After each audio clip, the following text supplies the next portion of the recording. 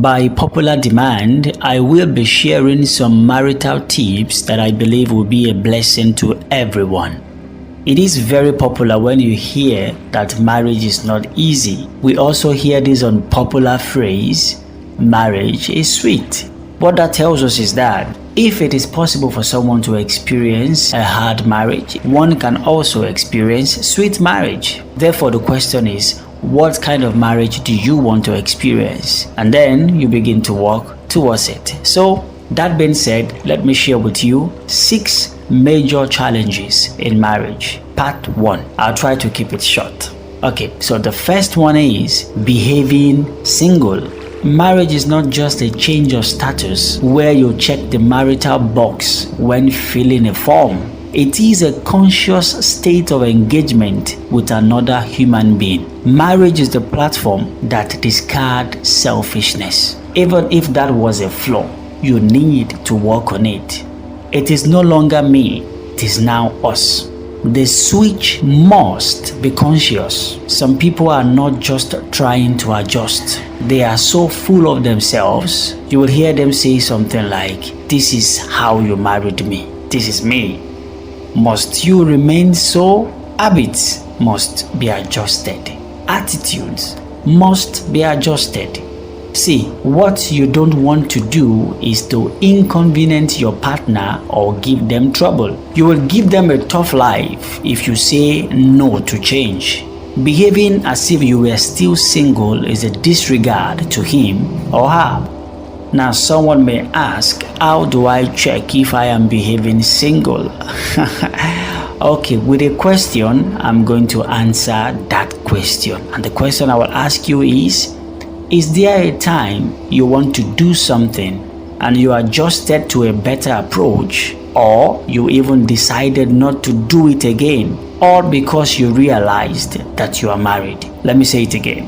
Is there a time when you want to do something and you adjusted the approach to a better one, or you decided not to do it again just because you come to terms that you are now a married person? So if there is none, you have been behaving single.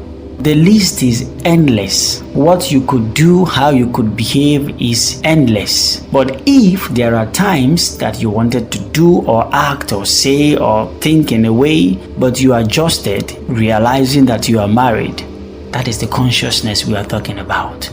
So the more of those actions, the more you behave as a married person. Now let's get this clear. Marriage is not a self-denial or a self-suffocating corner. It is an awareness, a consciousness of your status, thus a regard to your partner. You will do some certain things and your partner will go like, "Oh, thank you, my love. I see you are thinking about me." All because they knew what a single person would have done.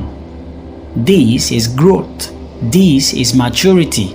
This is living the new status. This is marriage.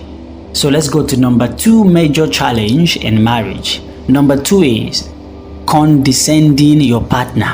This mostly happens in 3 aspects: verbally, physically, emotionally, or mentally. Anything opposite treating someone with respect is an act of condescending. I will not go into details of these aspects. I believe you have an idea of each of them. When you verbally, physically, emotionally, or mentally abuse your partner, it's an act of condescending. Hear this. One thing marriage is for is to better the other person, to be an addition, to be a support, to be a blessing. Immediately you start any form of condescending, you have not just hindered growth, you have lost value.